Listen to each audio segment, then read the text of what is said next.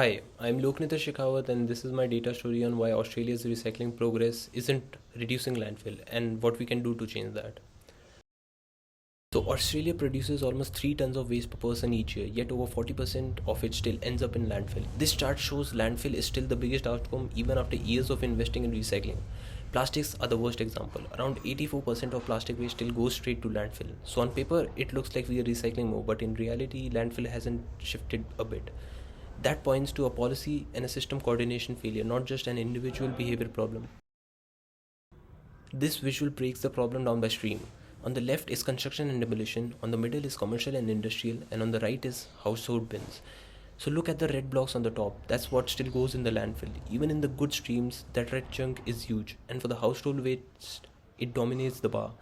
So recovery exists in all three streams, but the big slice of waste still ends up in the ground. That's the gap we need to fix.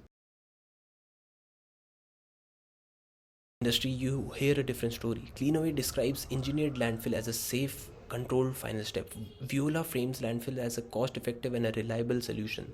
Regional councils rely on it because budgets are tight and alternatives are far away. The same companies often own both landfills and recycling assets, so when landfill stays cheap and easy, there's a little incentive to push harder on recovery. As long as landfill is the lowest friction option and policy is fragmented, it will keep on being the default.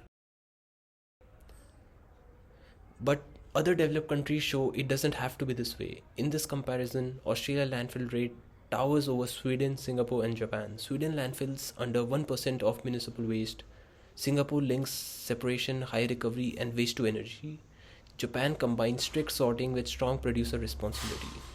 They're not just recycling more, they coordinate policy, infrastructure, and control the market. Australia has a 80% recovery target for 2013, but on the current trend, we are not close. This projection shows where we're heading if we stay on the current path. Landfill volume tracked towards more than 32 million tons by 2030 instead of the roughly 15 million tons that would align with the 80% recovery target. A big part of that is organic waste. So about 5.7 million tons still goes to landfill each year generating methane, which is around 28 times more potent than CO2. The landfill gas makes up roughly for 72% of Cleanaway's reported emissions. So weak reforms mean higher emission and a higher long-term cost for council and communities. So that's why we need a coordinated response, a national recycling task force linking the federal government, state government, council and major contractors.